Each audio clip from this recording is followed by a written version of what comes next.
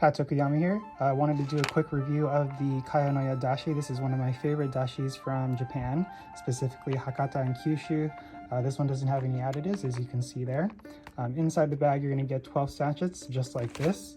And if you're wondering how to use it, there's instructions in the back in Japanese, but basically it's going to be one bag in 400 mils of water if you're going to be making miso soup, osuimono, chawan mushi, soba, or udon. If you want more of a concentrated flavor, you can do 2 bags in 500 mils for a simmered food, nimono, somen, or soba, or some sort of a noodle soup base.